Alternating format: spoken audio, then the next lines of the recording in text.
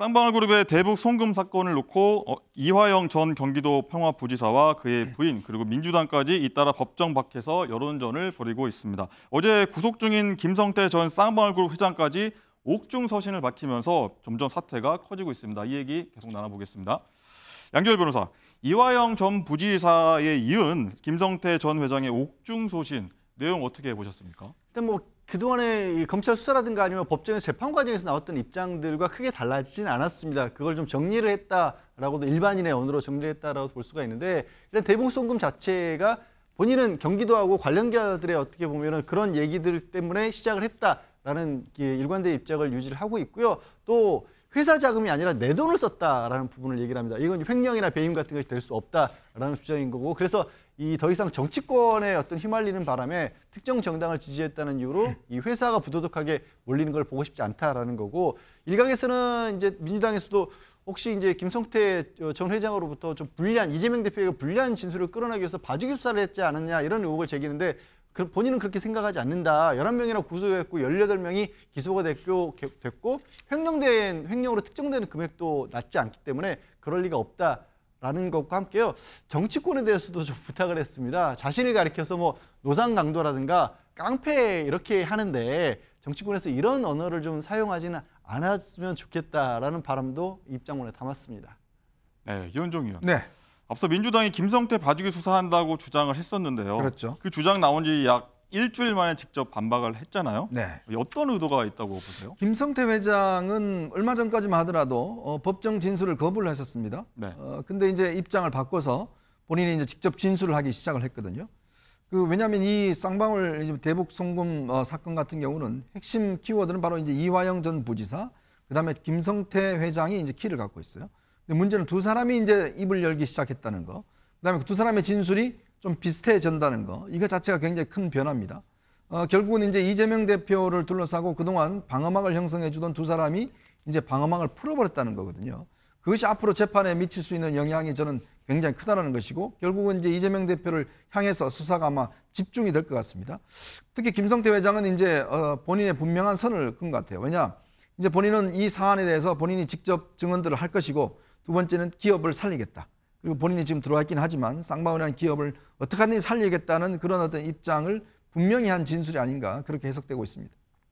네, 방금 속보가 들어왔는데요. 검찰에서 백현동 의혹이 있는 이재명 대표에 대한 소환 조사가 필요하다 이런 의견을 냈습니다. 네, 김준일 에디터. 양지열 변호사께 다시 한번 여쭤볼게요.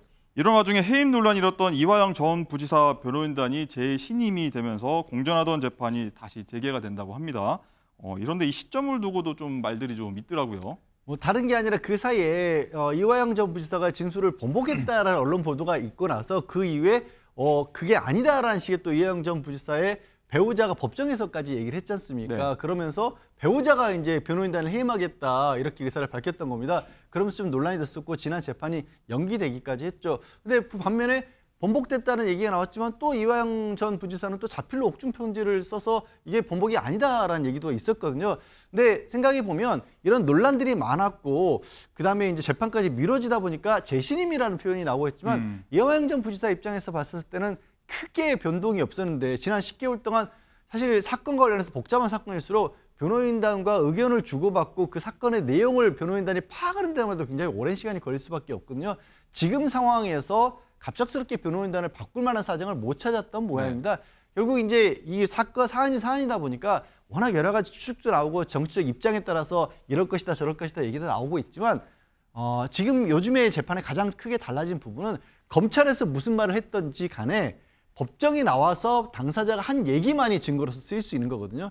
앞으로 이제 이번 달 8일에 곧 재판이 있기 때문에 그 재판이 사실 중요하지 지금은 그냥 여러 가지 추측들만 난무하고 있는 상황이라고 저는 봅니다. 네, 김준일 에디터. 예. 이 진술 번복에다 옥중 편지까지 나오면서 이번 사건이 좀 본질에서 좀 벗어나고 있다. 뭐 이런 얘기들이 나와요. 저는 이걸 보면서 이제 일본의 굉장히 유명한 영화죠. 1950년에 나왔던 구로사와 아키라 감독의 라쇼몽이라는 이제 영화가 있습니다. 네, 그게 있나요? 이제 도적대를 만나서 이제 이제 젊은 남녀가 그런데 그거를 이제 증언을 하는데 각자의 입장에서 각자 얘기를 하는 거예요. 그러니까 이게 악의가 다 안 맞는 뭐 이런 건데 이게 이제 51년에 이제 베니스 영화제에서 황금사자상도 받고 굉장히 유명한 영화인데 오래된 영화를 보셨네요. 이건 워낙 유명한 거라서 우리 김원식 평론가가 아마 굉장히 잘하실 겁니다. 그러니까 제가 말하는 건 뭐냐면은 각자 자기의 유리한 방식대로 각자 얘기를 하고 있는 거예요. 그래서 여기에서 우리가 지금 진실을 밝히기에는 굉장히 어렵고요. 그래서 8일 다음 주 화요일에 이화영 전 평화부지사의 공판이 열리거든요. 여기에서 그러면 법정에서 어떤 진술을 할 것인지 이게 이제 가장 관건인 거죠. 그러니까 가장 중요한 거는 법정에서의 진술이 가장 핵심이니까 여기에서 이를테면 이재명 대표한테 당시 경기도지사한테 보고를 했다라는 증언이 나온다라고 한다라면은 굉장히 많은 이제 상황이 정리가 될 거고 아니다라고 한다라면 그것대로 이제 진행이 될 가능성이 상당히 높은 것 같습니다. 네, 말씀하신 대로 다음 주 화요일 8일이죠. 이재명 대표의 운명이 될 거란 얘기들이 나오면서 10월 사퇴설 그리고 총선 불출마설까지 나오는데요. 관련해서 오늘 박지원 전 국정원장 발언을 했는데 이 얘기 듣고 오시죠. 그렇습니다. 10월 퇴진설 예. 실체가 없다. 불출마설은 어떻습니까? 불출마설도 당내 예. 일부 의원들이 그런 얘기하는 것은 사실이에요. 또 10월 퇴진, 조기 퇴진도 그러한 얘기를 있는 것은 사실이에요. 예. 그렇지만은 그러하지는 않는 것 같아요. 의견들이 있는 것은 사실이나 의견이 모아진 건 아니다. 그렇죠. 참새들은 자꾸 방앗간을 지나가지 못하고 짹짹짹 거리는 거죠. 윤 에디터, 뭐 얘기대로 뭐 의견이 모아진 건 아니다 이렇게 얘기하는데 어떻게 보세요? 일단 그러니까 10월 퇴진설 같은 경우에는 이제 장성철 소장이 친명계 40여 명이 이거에 대해서 논의를 했다라고 이재명 대표가 먼저 제안했다라고 하는 거잖아요. 그리고 네. 총선 불출마도 지금 최근에 언론 보도로 나왔는데 이게 결국 거슬러 올라가 보면은 이재명 대표 본인의 결단에 달린 거예요. 그러니까 이게 사실 이재명 대표의 마음이 지금 어떤지 그렇죠. 앞으로 어떻게 될지 이거를 지금 굉장히 불확실성 속에 있는 거잖아요. 게다가 이제 검찰 수사, 아까 이제 백현동 문제도 있고 쌍방울 대북 송금 영장 청구가 어떻게 될 것이냐, 체포동의안이 포결이 될 것이냐 말 것이냐 막 이런 복잡한 맥락이 있으니까 사실 지금의 뭔가를 뭐 결정적으로 얘기를 하거나 관측을 하는 게 굉장히 어려운 거죠. 다만 이게 우리가 주목해야 되는 거는 민주당이 이런 사소한 거 하나하나에도 그러니까 작은 불씨 하나에도 들판이 지금 불타버리는 이런 상황이 됐다라는 거. 그러니까 굉장히 많은 사람들이 이거에 관심을 가지고 있고 여기에서 이제 파생되는 효과들, 이제 공천을 누가 할 것이냐 이거에 지금 굉장히 불확실성 속에 지금 떨고 있다. 이런 것들을 좀 주목을 할 필요가 있고 결국은 이제 검찰이 어떻게 나오느냐 이게 좀 가장 관건이 될 것 같습니다. 뭐 이런저런 이유로 이재명 대표에 대한 리더십 얘기까지 나오고 있는데요. 박지원 전 원장 얘기 계속해서 들어보겠습니다. 이재명 리더십이 이건 흔들흔들고 최근 현상입니까? 최근에 이재명 대표가 좀 잘했으면 좋겠어요. 다 흘러가고 있잖아요. 이것은 이재명의 리더십을 좀 강하게 해라 이거죠. 야무지게 하지 말이지. 예. 뭐 하고 있는 거예요? 싸워서 이겨야 돼요. 안 싸우면 안 돼요. 나는 그래서 이재명 대표한테 아침에 전화했더니 전화가 꺼졌어. 싸워라. 이게 뭐냐? 네. 연종 의원. 그런데요, 이 박광원 원내대표는 지금 김은경 위원장 발언 수습하느라고 뭐 대한노인에 찾아가서 사과하고 뭐 동분서주하고 있습니다. 네. 그런데 이재명 대표는 지금 박지원 전 원장 말대로 하면 여름 휴가 중이어서 그런지 전화기 좀 꺼놨다고 하거든요. 네. 정확한 입당 표현도 없고요. 어떻게 이 상황 보시나요?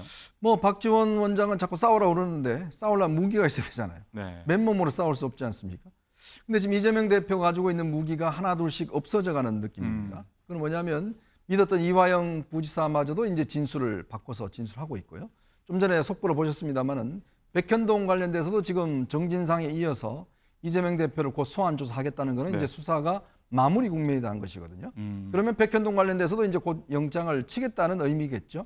그리고 오는 8일 날 이화영 부지사가 진술을 하게 되면 이 문제도 아마 곧 이제 소환을 할 겁니다. 지금 벌써 김용욱 씨도 소환을 했고, 그러면 이재명 대표 입장에서 보면 지금 싸울 수 있는 무기가 존재하지 않는다는 거. 그러다 보니까 당내에서도 이제 뭐 10월이다, 12월이다, 뭐 등등 이제 이야기가 나오고 있고, 더군다나 본인이 마지막 어떤 카드로 제시했던 김은경 혁신이마저도 지금 뭐 스스로의 문제 때문에 저렇게 무너지고 있는 상황이다 보니 아마 본인은 전화기를 끊을 수밖에 없을 겁니다. 지금 뭐 당에서 이 문제에 대해서 지금 이재명 대표 사과해야 된다고 그러지만 본인도 지금 생각이 정리가 안 될 거예요. 그리고 아마 뭐 여러 가지 이야기 나오지만 결국 관건은 이제 이 체포동의안이 어떻게 결말되어지느냐. 만약에 이제 체포동의안이 통과가 돼서 법원에서 구속이 된다고 그러면 이재명 대표의 어떤 조기 사퇴는 가시화될 것이고, 아니면 법원에서 기각을 한다고 그러면 이재명 대표는 또 힘을 받겠죠. 그러니까 그동안 수사가 결국 정치 수사였다는 게 힘을 받게 되면 또 더 끌어갈 수가 있는 것이고 결국은 이제 이 백현동과 이번에 쌍방울 사건에 대한 수사의 방향이 결정되는 게 아니겠는가. 그 이후에 아마 뭐 지금 10월, 12월 뭐 해봤자 소용없습니다. 그 결론이 어떻게 나냐에 따라서 저는 아마 앞으로 많은 시나리오가 달라질 것 같습니다. 네.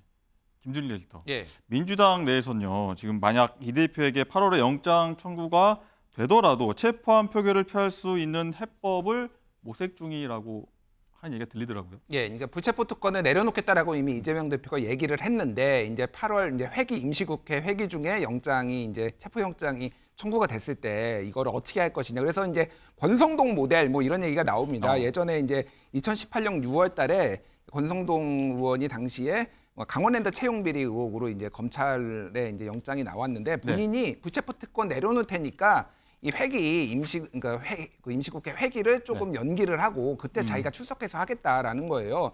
문제는 이게 8월 말까지 임시국회가 열리고 법상으로 9월 1일에 자동으로 정기국회 열림. 이거는 법률에 돼 있거든요. 네네. 그러니까 이거 공백이 없어요. 이거는 어떻게 미룰 것이냐. 뭐 이런 이제 난제가 있어가지고 임시국회를 그러면은 8월 말까지가 아니라 더 줄여야 되는 건데 이건 또 여야 합의도 해야 되고 막 이제 복잡한 상황이 있어요. 그래서 일단은 영장이 날아와 봐야지 이제 알지 않을까. 뭐 그렇게 보고 이제 어떤 전략으로 돼야 할지. 아예 그냥 본인이 먼저 자발적으로 가서 뭐 이렇게 하는 방법, 검찰하고 얘기를 해서 하는 방법도 있거든요. 뭐 그런 식으로 할지 뭐 이런 건 좀 지켜봐야 될 것 같습니다. 네.